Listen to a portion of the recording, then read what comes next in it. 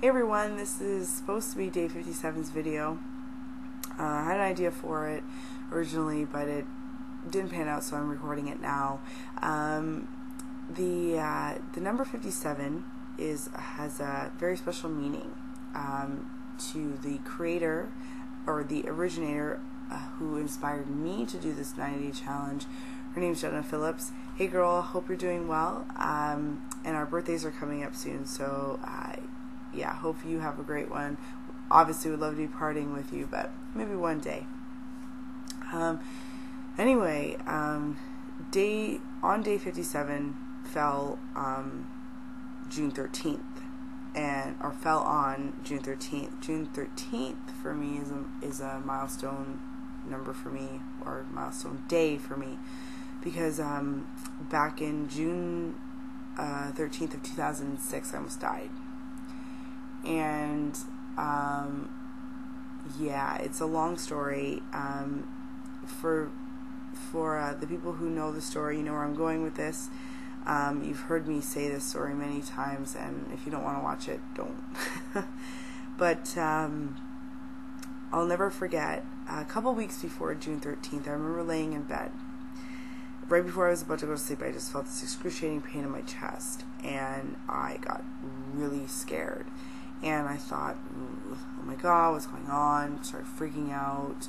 And at that point, I knew I wasn't eating very healthily. I was in a very high state of depression at that point, too. And this is bad. June 13th, 2006, yeah. So, or just before this, sorry. And I wasn't feeling very great. Couldn't sleep. I was scared. I had no idea what was going on. It literally almost felt like I was going to have a heart attack. And at that point, I was scared. I was so scared. And when you think you're actually going to die, and you just really don't know what's going on, I started praying, and I just said, God, please, I don't want to die. I have too much going on for me. I have too many people that I need to help in this world. I don't want to go like this. I have so much to accomplish in this life. I don't want to leave yet. Like, I'm not ready. I have too much to do in my life yet. And at that point, I knew I was really addicted to McDonald's. And at that point, I also prayed to help me quit that addiction, because I knew it was going to kill me. And sure enough, the pain subsided, and I passed out. Cold and done. Well, on June 13th, a couple weeks after that, I had to go to work, and I had to work late, and I knew that no matter what, I couldn't get out of it, and I knew that I had to stay late.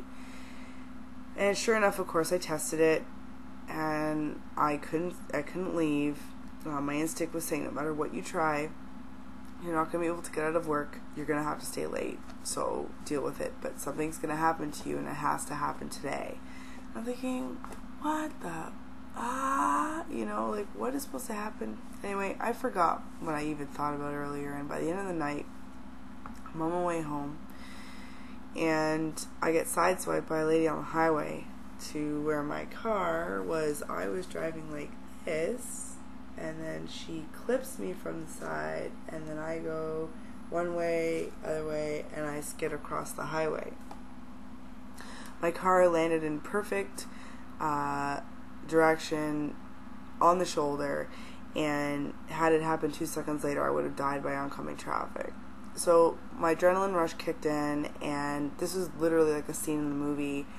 I gunned it, chased this lady down who hit me. She would not stop. I got my mascara, wrote down her license plate number, saw an OPP officer that I was going to go and try and stop, but I didn't, and I should have, but I didn't.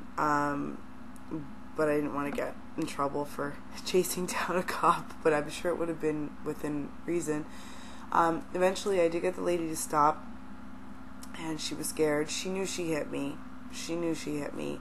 And I just wanted to make sure my car was okay, because I felt like the whole left side of my car got damaged. Long story short, we exchanged info, and I tried calling her, and I was getting dodged. Her sister even yelled at me to a point to where I had to put her in her spot and whatever.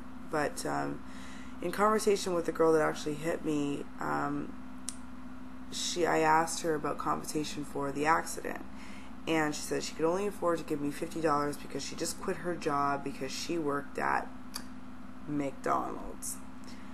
So at that point I just told her, you know what, keep your money, I don't want it, just know that what goes around comes around. And I hung up the phone. And I really kind of did some thinking after that, and I thought, you know what, it really wasn't so much about the compensation, because I didn't care. My car was still able, I was still able to drive my car, there was nothing wrong with it, just cosmetic damage mostly, but